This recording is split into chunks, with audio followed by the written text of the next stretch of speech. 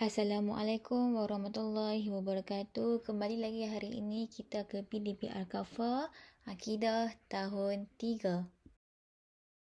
Hari ini kita masih di tajuk yang sama, sifat mukhalafatuhu lil hawadis. Pelajaran kita hari ini ialah hukum. Hukum kita sebagai seorang Islam mempercayai sifat mukhalafatuhu lil hawadis, manakala hukum bagi orang yang tidak mempercayai sifat mukhalafatuhu lil hawadis. Mempercayai sifat mukhalafatuhu lil hawadis adalah wajib. Wajib ke atas kita sebagai seorang Muslim, sebagai orang Islam mempercayai sifat mukhalafatuhu lil hawadis. Tidak mempercayai sifat mukhalafatuhu lil hawadis adalah berdosa besar. Maka sebaliknya bagi orang Islam yang tidak mempercayai sifat mukhalafatuhu lil hawadis adalah berdosa besar. Pembelajaran kita seterusnya ialah kesan. Kesan kita mempercayai sifat mukhalafatuhu lil hawadis. Kita lihat kesan yang pertama, mengakui kelemahan diri. Setiap makhluk yang ada di muka bumi ni ada kelemahan diri masing-masing. Kita akui kita ni sangat-sangatlah lemah. Sebagai contoh, manusia. Hari berganti hari, umur manusia semakin meningkat. Kerana semua manusia ni adalah sama yang diciptakan oleh Allah Subhanahu Wa Taala. Okey, kita lihat kesan yang kedua, saling membantu sesama manusia. Bila kita tahu kita ni lemah, kita kena saling membantulah sesama manusia. Sebab kita tahu manusia di sisi Allah ni semuanya sama rata, melainkan dengan sifat takwa. Kita lihat kesan yang ketiga, tidak sombong sesama manusia. Bila kita sering bergaul sesama manusia, makanya kita akan saling membantu dan akan hilang rasa sombong dalam diri kita. Sebab kita semua ni adalah sama, tiada beza di sisi Allah Subhanahu Wa Taala.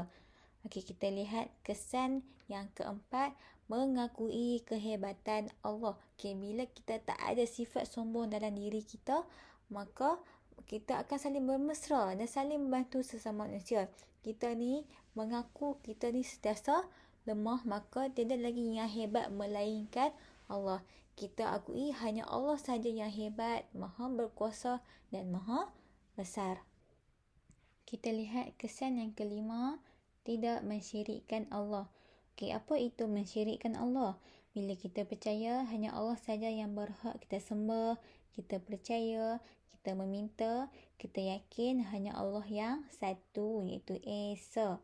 Sekuat mana pun manusia, sehebat mana pun manusia, kita ni tetap makhluk Allah, tetap binasa, tetap akan dimatikan suatu hari nanti.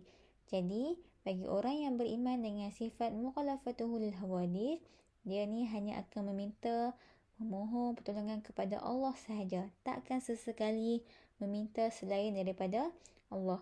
Maka imannya pun akan menjadi teguh. Kita lihat kesan yang keenam, mengharapkan pertolongan daripada Allah. Okay, bila kita tahu selain daripada Allah tidak boleh memberi manfaat pun kepada kita, tidak boleh beri kita kebaikan apa pun, malah boleh bagi kita mudaratkan dalam diri kita, maka hanya kepada Allah kita sembah. Sebabnya hanya Allah yang maha berkuasa memberi pertolongan, rezeki. Sebagai contoh, memohon pertolongan dengan cara berdoa. Kita lihat kesan yang terakhir, menjaga iman kita supaya sentiasa bertambah. Okay, iman ni merupakan seruan yang penting dalam hidup kita. Imanlah yang akan menentukan sama ada kita betul-betul beriman dengan Allah ataupun sebaliknya. Sebagai contoh, mensyirikkan Allah. Okeylah, imanlah yang akan menentukan sama ada penghujung kita, sama ada ke syurga ataupun ke neraka, sama ada dengan penuh nikmat ataupun dengan penuh azab. Jadinya, jika kita hidup dalam keadaan yang beriman, kita kena usaha sungguh-sungguhlah untuk mati kita pun dalam keadaan yang beriman. Sekian saja pembelajaran kita hari ini. Hukum dan kesan mempercayai sifat mukhalafatuhu lil hawadis. Jika ada sebarang pertanyaan, boleh wasiat guru yang berkenaan. Okay, sekian.